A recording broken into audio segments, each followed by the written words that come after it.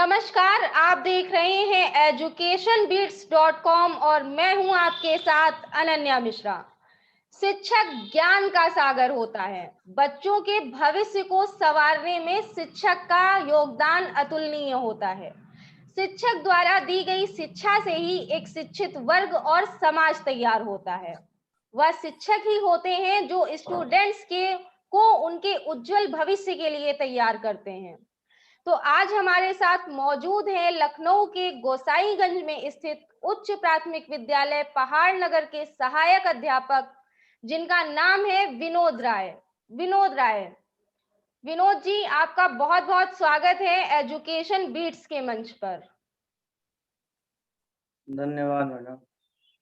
तो विनोद जी, सबसे पहले मैं आपसे ये जानने की कोशिश करूंगी कि आपको विद्यालय में कुछ बेहतर करने की प्रेरणा किससे मिली? विद्यालय में बेहतर करने की प्रेरणा जो है एक दूसरे से देखकर भी मिलती है, और जो है अब ये ऑनलाइन संसाधन हो गए हैं, यूट्यूब से देख करके जो है और पेपर न्यूज में पढ़ करके ये पता चलता है कि विद्यालय को बेहतर कैसे बनाया जा सकता है। जी। और सरकार की तमाम जो है योजनाएं चल रही हैं, गाइडलाइन है, उसको भी देख करके उसके हिसाब से ही विद्यालय को आगे की तरफ बढ़ाने की प्रेरणा मिलती है। अच्छा, तो विनोद जी, जब आपने विद्यालय में कुछ बेहतर करने की कोशिश की या कुछ बदलाव करने की कोशिश की तो क्या आपको कुछ संघर्षों का सामना करना पड़ा? जी, संघर्ष का सामना तो अवश्य करना पड़ा, क्योंकि जब हम विद्यालय में आए थे जो है 10 साल पहले, तो विद्यालय में छात्र संख्या भी कम थी, बच्चे का आना जाना भी कम था। तो हम लोगों जो है विद्यालय में बच्चों को स्कूल लाने के लिए और संख्या बढ़ाने के लिए गांव में घर घर जो है अभिभावक से संपर्क किया जी। संपर्क के माध्यम से जो है छात्र संख्या में जो है प्रत्येक वर्ष कुछ न कुछ वृद्धि हुई, और जो है अभिभावक के जुड़ने से ये लाभ हुआ कि हाँ, बच्चे विद्यालय में जो है आने शुरू हो गए। जी जी जी। अच्छा, तो विनोद जी, एक ऐसी मानसिकता है लोगों के अंदर कि जो है सरकारी स्कूलों में पढ़ाई नहीं होती है। अभिभावक अपने बच्चों को सरकारी स्कूलों की बजाय प्राइवेट स्कूलों में ज्यादा पढ़ाना पसंद करते हैं। आप एक अध्यापक हैं, तो आपके नजरिए से ऐसा क्यों है, या आप इस चीज को किस तरीके से देखते हैं? नहीं, ये तो जो है लोगों के विचारधाराएं गांव में बहुत व्यापक रूप से फैली हुई हैं। इसी विचारधारा को कम करने के लिए भी ही हम लोग जो है अभिभावक अध्यापक संपर्क एक रजिस्टर बनाए, और जो है क्योंकि हमारा उच्च प्राथमिक विद्यालय है तो कई गांव के बच्चे आते हैं, तो हम लोग कई गांव के बच्चे हैं, तो एक दिन एक गांव में जाकर के अभिभावक से संपर्क करते हैं, अपने विद्यालय में जो है क्या संसाधन है उसकी चर्चा करते हैं, और यह कहते हैं कि जो प्राइवेट विद्यालय हैं उनसे हमारे यहाँ अध्यापक उनसे बहुत ज्यादा योग्य शिक्षक हैं, और उनसे अधिक जो है कैपेबिलिटी भी पढ़ाने के लिए टीचरों की है। तो अध्यापक अब धीरे धीरे करके जागरूक होने लगे हैं, इसीलिए जो है संख्या वृद्धि जो है प्रत्येक वर्ष जो है संख्या वृद्धि स्कूल में हो रही है। अच्छा, तो विनोद जी, लेकिन एक चीज और भी है कि जो अभिभावक होते हैं, अगर ग्रामीण इलाके के हैं, तो वो अपने बच्चों की शिक्षा के लिए थोड़ा ज्यादा सजग और सतर्क नहीं होते हैं। तो उसका नहीं होते, बिल्कुल जी, तो उस तरीके से आपने जो है, फिर वो बच्चे स्कूल जाएं या ना जाएं, अभिभावक इस पर भी ध्यान नहीं देते, तो उन अभिभावकों को आपने किस तरह से मोटिवेट किया कि बच्चों को प्रतिदिन स्कूल भेजें? उनको उनसे जो है रेगुलर संपर्क करके उनको शिक्षा की के महत्व को बता करके कि अगर बच्चा आपका पढ़ लिख जाएगा तो भविष्य में आगे जाकर के कहीं कुछ जो है नौकरी कर सकता है या कोई कारखाने में लग सकता है। अगर वो पढ़ा लिखा नहीं होगा तो अपने जीवन में आगे के उसका भविष्य जो है उज्जवल नहीं होगा। तो बच्चे के भविष्य को संवारने और सुधारने के लिए विस्तार पूर्वक जो है अभिभावक से हम लोग ये चर्चा करते हैं कि जो है अगर बच्चे को पढ़ा देंगे तो ये हो जाएगा, अगर बच्चा नहीं पढ़ेगा तो आगे बढ़ने के लिए भविष्य में आगे बढ़ नहीं सकता है, क्योंकि बिना शिक्षा के मनुष्य कोई काम आगे अपने लाइफ में कर नहीं सकता। बिल्कुल। इसलिए जो है पढ़ा लिखा होना अनिवार्य है। आप लोग अपने बच्चे को प्रतिदिन समय से भेजिए, और जब विद्यालय में बच्चा होगा तो अध्यापक समय बच्चे उपलब्ध रहते हैं और उनको जो है पीरियड वाइज जो 1 से 8 पीरियड बनाया गया है, उस पीरियड में टीचर अब पर्याप्त मात्रा में है, शिक्षित टीचर हैं, संसाधन युक्त विद्यालय है, तो बच्चे अवश्य पढ़ेंगे। तो इस बात को सुन करके कुछ अभिभावक में अभी भी है कि अब वो जागरूक नहीं है, लेकिन हम लोगों का प्रयास है कि सबको जागरूक किया जाए। अगर गांव का हर आदमी जागरूक होगा, हर अभिभावक जागरूक होगा, तो हमें बच्चा विद्यालय में प्रतिदिन मिलेगा। जब बच्चा प्रतिदिन विद्यालय आने लगेगा तो शिक्षा व्यवस्था जो है अपने आप जो है पटरी पर आ जाएगी, सुधर जाएगी। बिल्कुल, बिल्कुल, बिल्कुल।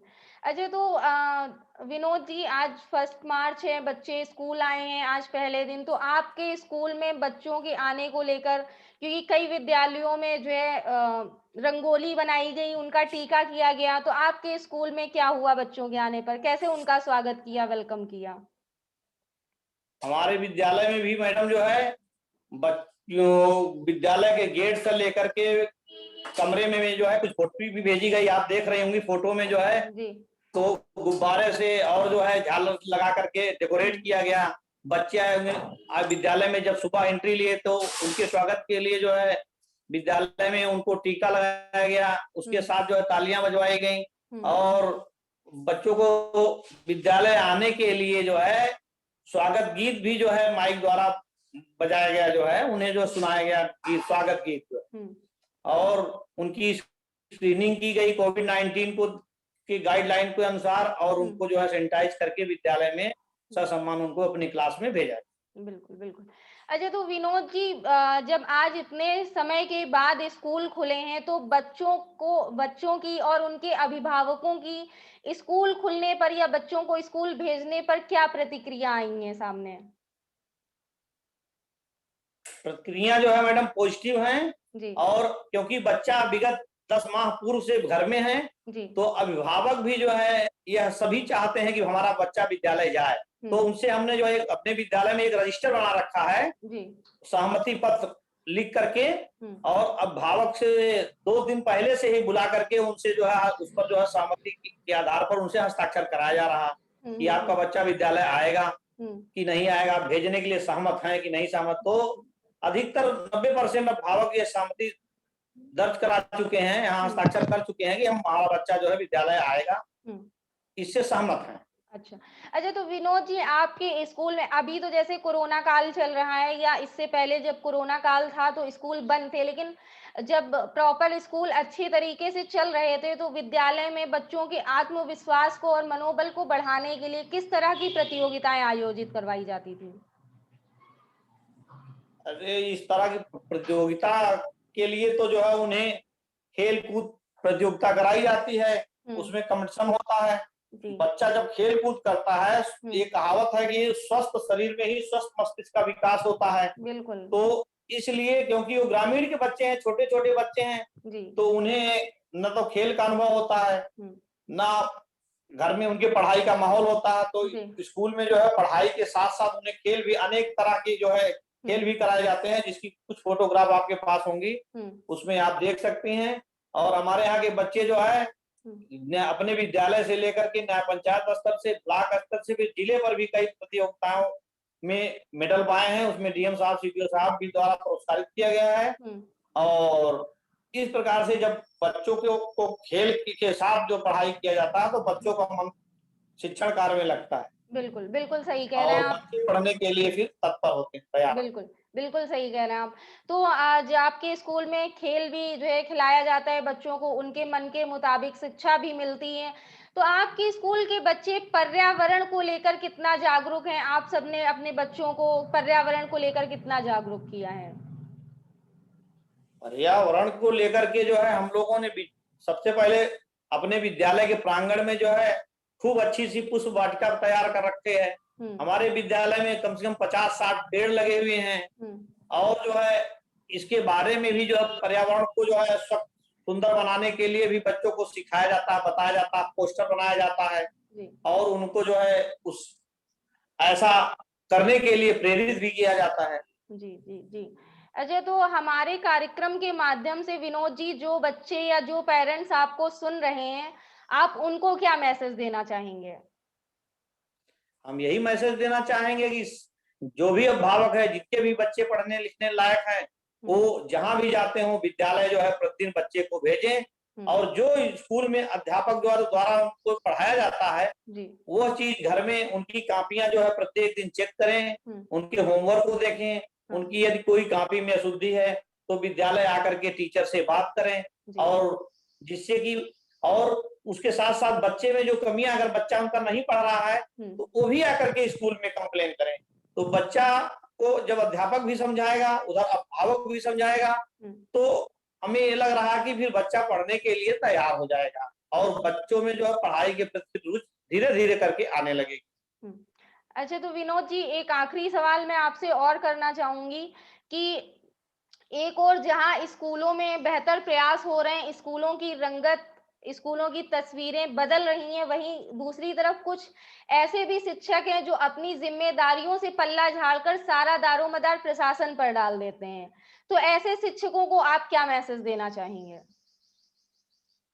मैडम जो है ये तो अगर हम नौकरी कर रहे हैं, वो भी एक अध्यापक के रूप में कर रहे हैं, तो हमारा तो समझिए ये अधिकार और कर्तव्य होता है कि जो है हम जो गाइडलाइन गवर्नमेंट की है उसके अनुसार विद्यालय में जाएं और समय से विद्यालय में काम करें और अभिभावक से संपर्क करें और जिससे कि बच्चे यदि पढ़ेंगे तो संपूर्ण जब बच्चे पूरे देश के पढ़ेंगे इस तरह से तभी देश का विकास हो सकता है। और हमारा अनुरोध होगा सभी अध्यापकों से कि सब अध्यापक भी अपने ड्यूटी पर समय से शिक्षण कार्य में तन्मन से लगें जिससे कि संपूर्ण प्रदेश, संपूर्ण देश का और संपूर्ण समाज का विकास हो, सबके बच्चे पढ़ें, बढ़ें। चलिए बहुत अच्छा विनोद जी आप प्रयास कर रहे हैं और बहुत अच्छा आपने मैसेज भी दिया है अन्य टीचर्स को और जो भी पेरेंट्स या जो बच्चे आपको सुन रहे हैं। तो विनोद जी आपका बहुत-बहुत धन्यवाद हमारे साथ जुड़ने के लिए। आप लगातार बेहतर काम करते रहें और बच्चों के भविष्य को सँवारते रहें। मैं एजुकेशन धन्यवाद, बीट्स की तरफ से आपको यही शुभकामनाएँ देती हूँ। धन्यवाद, खैर धन्यवाद मैडम। हम आपसे फिर मिलेंगे शिक्षा के कर्मवीर की अगली कड़ी में किसी नई शख्सियत के साथ। तब तक के लिए देखते रहिए एजुकेशन बीट्स। नमस्कार। नमस्कार।